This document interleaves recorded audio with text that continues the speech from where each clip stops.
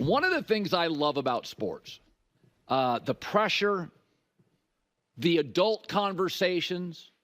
It's not too mean to talk about somebody's age.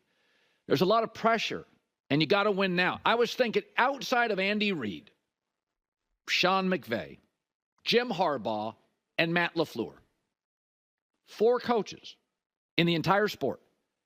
If any other coach had a bad season, they're in big trouble. Kyle Shanahan has a losing record without Christian McCaffrey.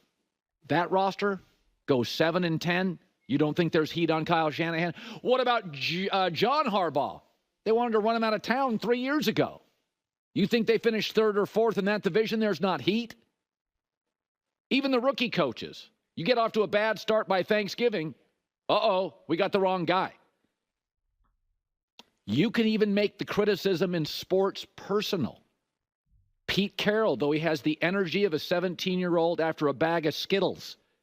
You know, he is in his 70s. That's an adult conversation. Not a lot of coaches got into their 70s and were at their best. Bill Belichick, 6 rings, even named a boat after it.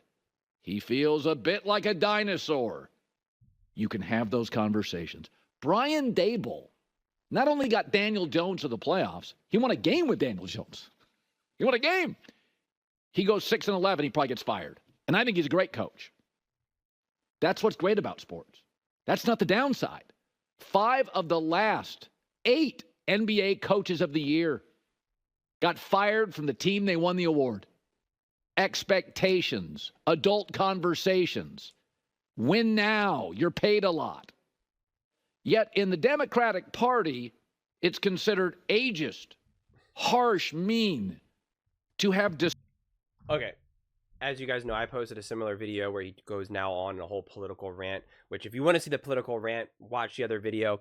But he now is done talking about sports, and I want to focus now on the sports side of things and who's actually under pressure. I'm going to move this because this is quite the paused screen. You know, this idea of who is under the most pressure, which he actually doesn't really answer this question on this whole rant. He just goes, like I said, on a more political media type rant, which I posted a video that I highly suggest you watch, as I think it's really great. But now for the more sports related take. It is fascinating in terms of who's under the most pressure, because you got to ask yourself, well, where are we defining this pressure? And what are we saying the pressure is? Because pressure is a combination between what you can do, what you can't do, and what the expectations are, right? And so if you want to say that Dak Prescott and McCarthy are under, a ton of pressure, I say, well, what are you expecting them to do? You're expecting McCarthy and Dak to suddenly do something that they've clearly shown that they're incapable of doing. Dak is now going to suddenly just be like the best quarterback in the NFL and lead the Cowboys to a Super Bowl? Like, that doesn't really make sense to me. McCarthy is going to suddenly become just a genius play caller and have that offense insane through the roof? That doesn't make sense to me. So I don't see where that pressure is. I expect them to be what they are. Therefore, there's not that pressure. Now, on the flip side, you could say, well, there's no pressure on Mahomes and Andy Reid. And I would say, I don't know about that. They have the pressure of chasing ghosts, of chasing goats, not ghosts, goats. And it's like Andy Reid, if he wins another Super Bowl, I mean, it's nearly a lock that he is the best coach of all time. I think he already is, but it'll just win more media in that regard, more fans in that regard. Patrick Mahomes is trying to surpass Tom Brady. He wants to win another Super Bowl. So that's where that pressure is. And three-peating is massive sweet resume candy for his GOAT resume, right? That matters. Better believe if LeBron James had a three-peat, even if he had the same number of NBA finals, they would still be able to say he had that three-peat, right? They would still say he had a three-peat. Sure, Jordan had 2, but LeBron had 1. There you go. Like, it all matters. So that's where that pressure becomes. So I think, maybe they don't have the pressure of being fired.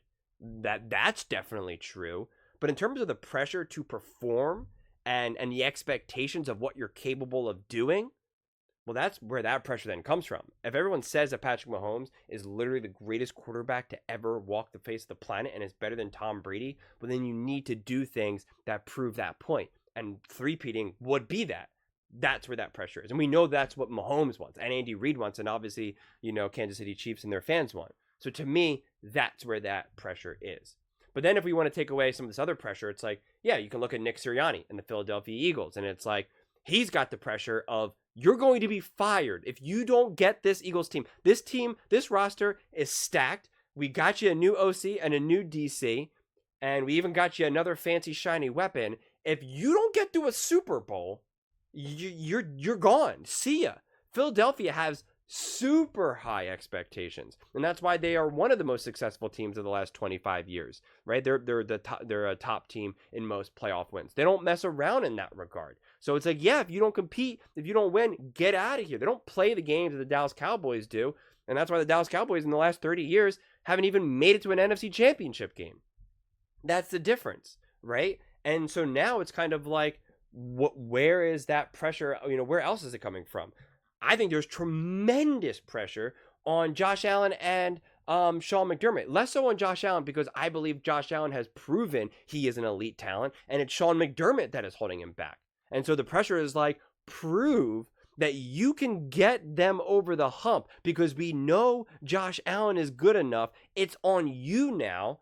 That's where that pressure comes from. And same thing with Lamar Jackson. I think, Harbaugh added that pressure by having an indefensible failure in the AFC Championship game last year. And I've talked about this extensively now over the last couple of days because there's been a lot of Baltimore Ravens conversations being had. And it's just like, you add that pressure onto you. When that happens, it's like, it's indefensible. You have to prove that you are the person, whether quarterback or coach or whatever, to be the guy to get you to the promised land, to either consistently put you in a position to succeed or win. And that's why I understand why there's pressure for Shanahan. I reject that pressure personally, but I understand why there is, because the way I look at it is, we can't just measure people for their success or lack of success. There's too many variables at play. Is it Shanahan's fault that he's lost to Patrick Mahomes and Andy Reid 2 years in a Super Bowl? Like, is that really his fault? While with a Brock Purdy and Jimmy Garoppolo, who Colin himself says are not good quarterbacks.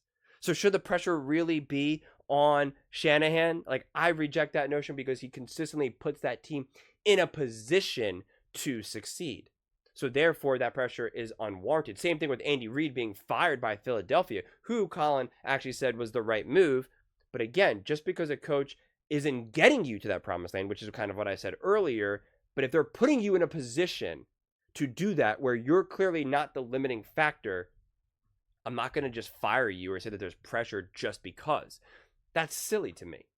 I mean, that really, really is. What if Andy Reid never got Patrick Mahomes and he was still kind of lingering with a few other quarterbacks who are just obviously not Patrick Mahomes level, right? I'm trying to think of like let's say he got Baker Mayfield.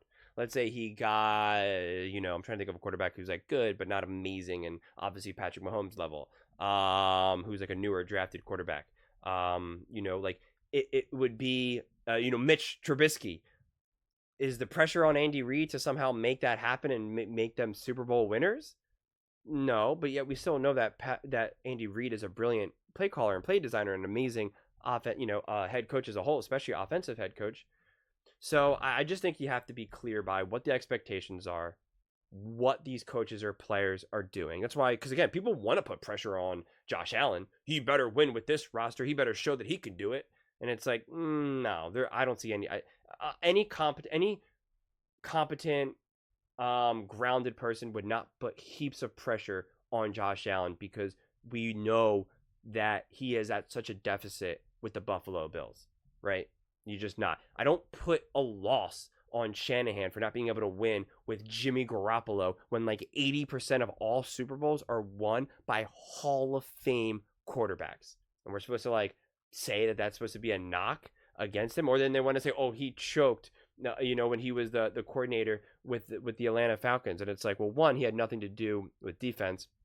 And two, he lost to the GOAT Tom Brady and Bill Belichick? Like what are we saying? Like, since when is losing to GOATs considered a bad thing? Like, that they're the GOATs for those reasons. So this idea of like what is pressure, what is not pressure is kind of funny to me, and I just don't think it's good business in a lot of ways. I mean, it's like if you're dating someone. This is the way I look at it in a lot of ways. It's like if you're dating with someone, and you love them, you love them, and you love each other, but you have a few rough years, right? Like, you lose your job, he or she loses their job, money's tough, you're getting a little bit more fights, but you know to their core that she's a really good person and I'm a really good person, and we work well together, but it's just tough.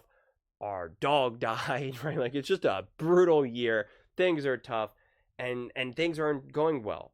But it doesn't mean I say, well, I'm going to break up with my girlfriend now, divorce my wife because things have been hard, when I know to my core, this is an amazing person. This person does awesome things. We're really good together. This is just a rough patch. But in sports, they do that, right? We know this quarterback or this coach, this happens more with coaching. We know this coach is great, right? They knew Andy Reid was this great coach. And the chances of them getting a better coach than Andy Reid is slim to none. But we got to fire him because we just got to do something, right? There's that feeling of you just got to do something. And I reject that. That's not smart business. It's just not. It's not smart business, and you would never do that in other relationships in your life, right? You just wouldn't. But for whatever reason, we do treat these people as more disposable in that regard, and there's that pressure from the fans. It's like, you got to fire them, and it's like, it actually gets managed quite poorly. I mean, it really is. Like, it's pretty fascinating to see unfold. So, but I'm always fascinated by who we consider under pressure versus who are not. Dak Prescott and McCarthy under pressure, that means you expect him to be able to win a Super Bowl? Okay, good luck with that. You're saying Patrick Mahomes and Andy Reid don't have pressure to be the first team ever to three-peat and like solidify their names in all-time GOAT status? Yeah, that's pressure. So, always interesting to me. But those are just my thoughts. I would absolutely love to hear yours. What do you guys all think? Who do you think is under the most amount of pressure this season? Let me know in the comments below. I read every single comment, so whether you agree with me or disagree with me, either way, let's get in some discussions, let's get in some fights, but ultimately, let's just have some fun. And please do consider subscribing. We are building an amazing community here, and I would absolutely love to see you part of it. I want to build something that we all genuinely feel connected to, something that we're really excited to be part of, and I think we're well on our way to doing it. And please don't forget to give this video a thumbs up, as it really does help with the visibility and the algorithm. Thank you so much, and see you next time.